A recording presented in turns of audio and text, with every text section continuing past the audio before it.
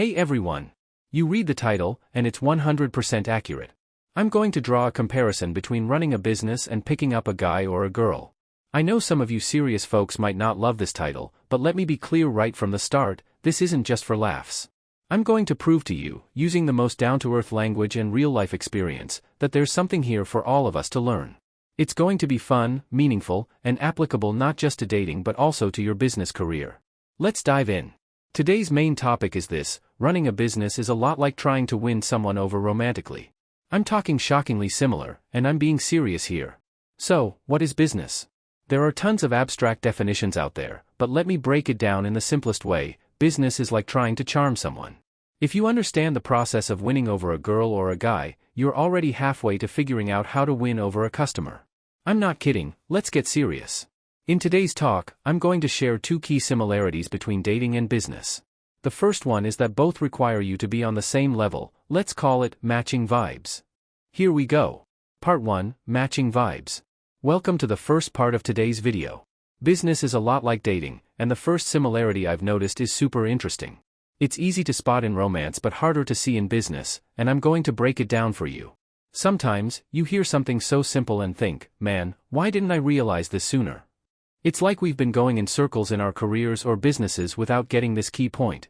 Picture this: a guy who's dressed in rags, smells bad, has little education, and zero charm. Does he have a shot at winning over a beauty queen? Something feels off, right? No way a beauty queen is going to fall for someone like that. Sure, you hear people trash-talking beauty queens or influencers, saying this or that, but let's be real, they're just talking big. Those folks don't have a chance at reaching that level. I'm not talking about showbiz drama here, don't worry. My point is this: in love, you can only connect with someone who's on a similar level, someone who matches your status, your vibe, your social standing. Think of it like this: in literature, a character like Chifio could maybe win over Tino, but there's no way he's landing someone like a famous model. Even winning over an average person would be a stretch for him. Matching vibes is critical in love, and guess what? It's just as important in business. You've got to be on the same level as your customers. Here's what I mean: customers pay you money, so you have to offer them something that matches their expectations, something of equal value.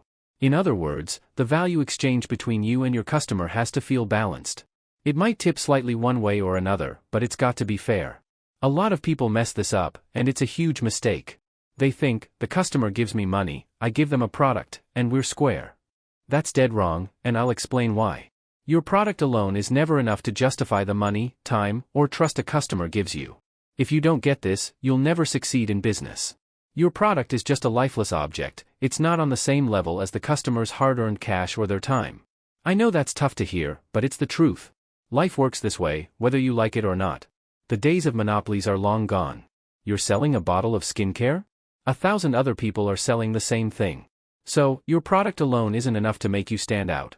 To match your customer's level, you've got to add value beyond the product itself. That's what makes the exchange feel fair. Customers don't just value the product, they value the extra stuff that comes with it. It's why you choose to buy from certain places.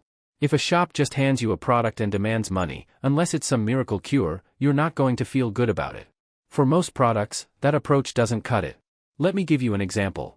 When you buy makeup from a shop you love, it's not just about the bottle of product, plenty of places sell the same stuff. What makes the difference? Maybe the shop owner is super friendly, gives you detailed advice, or just looks so good that you trust they're using the product themselves. Maybe their brand has a great reputation, so you feel safe using it without worrying about damaging your skin.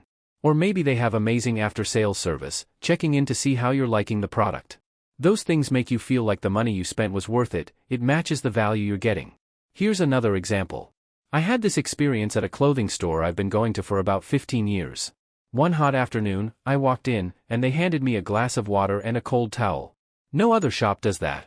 A glass of water costs next to nothing, and a cold towel is maybe a few cents, but it showed they cared. That kind of thoughtfulness made me feel like I had to buy something. Walking out empty-handed would have felt embarrassing. That extra value made the exchange feel balanced and elevated the shop's vibe to match mine as a customer. Or think about other stores. Some notice your style and bring out 5 or 6 outfits that fit your taste, letting you try them on without pressure. That's amazing service. In some US cities, I've seen shop staff offer to hold your items while you browse, so you can shop hands-free. Those little touches make you feel valued, like your money is well spent. Online shops do this too. Free returns, VAT invoices, or clear policies add value that makes the purchase feel worthwhile. So, to wrap up this first point, business is like dating in that both sides need to be on the same level. Don't expect a customer to buy from you if your product alone doesn't match the value of their money. Unless you're selling a one-of-a-kind miracle product, you've got to add extra value to make the exchange feel fair. If you don't get this, you're not going to make it in business. That's the first part, and now let's move on to the second similarity. Part 2, Give first, receive later. Hey everyone, welcome to the second part of today's business lesson. We're diving into another fascinating similarity between business and dating, and this one's a biggie. You've got to give first before you receive. Let me paint a picture. Imagine you meet a girl, and after just a week, maybe you've only gone out for a meal, you bat your eyes, lower your voice, and say, "Hey, can I get a kiss?" Picture that. If she's not super easygoing, you're likely getting a slap across the face or a "you creep." And even if she's too polite to say anything, deep down, she's judging you hard. Or here's another one. You've known each other for, like, 6 hours, and you say, "Hey, I'm broke, can you spot me $50 for a cab?" What do you think happens? If she's got any self-respect, she'll chew you out, or if she does lend you the money, that's probably the last time you'll see her. The point is, in love, you don't ask for something before you've built a connection. The same goes for business. Don't expect to get anything before you give. You might disagree with me, and that's fine, but I'm focused on real-world results. Sometimes your opinion and reality are two different things. You might not like it, but life will slap you a few times until you get it. The smart move is to figure this out early so you don't have to learn the hard way. In this case, the lesson is, don't ask for anything up front. Always give first. Customers won't shell out money unless they get something valuable from you first. This ties back to the first point. Customers want value, not just a product. The value has to come before the sale, and when the value and product together feel worth it, they'll buy. It sounds simple, but so many people miss this. As a customer myself, I won't buy from you unless you give me something valuable first. That's just how it works. I'm not going to buy from a shop where the owners are constantly posting selfies with their products, photoshopped to death, with captions like, "New stock, $300, free shipping." Those posts are meaningless, they just scream, "I want your money." Worse, if they're spamming 80 posts a day, it's annoying. I'm hitting block or unfollow real quick. Or imagine joining a group for learning or networking, and some random person keeps spamming links to their live streams selling sketchy products. They're hijacking the group space without adding any value. Why would I buy from them? They haven't given me anything worthwhile, they're just demanding my money. Or picture this, I'm in a bad mood one morning, my phone buzzes, and it's someone saying, "Hey, got 5 minutes? I'm from an insurance company." Are you kidding? I'd want to throw my phone. No value, just annoyance. Sure, some of these people might make a sale here and there, but long term? It's a losing game. If you want to build a sustainable business, you've got to think differently. Try your approach for 3 months, then look back and see what you've achieved. If it's working, great, prove me wrong. But if it's not, it's time to change, not for my sake, but for yours and your future. Here's the formula: give value first to build goodwill. Keep giving value, and that goodwill turns into trust. Once you've got trust, customers will buy from you, even if your prices are higher than the competition. Big companies like Oppo, Samsung, and major retailers do this all the time. Picture a cup. Every day, you add a few drops of value. Be patient. When the cup's full, that's when customers buy. If you've been trying for a year or two and no one's buying, don't blame the world. Check if the value you're giving is enough to fill that cup. That's the mindset shift you need. Let's look at some examples. Take Oppo. Ever watch The Voice Vietnam? Oppo sponsors that show, pouring in tons of money so the producers can make it and you can watch it for free. That's value up front. They show up in the show, you start liking them, and eventually, you're more likely to buy their phones. It's not random. Oppo's success comes from giving first, even if it's through advertising. It's a brilliant strategy. Or take a big retailer like a phone store chain. They build stores right near your house, super convenient. Walk in, and it's air-conditioned, with friendly, attractive staff and real phones you can play with.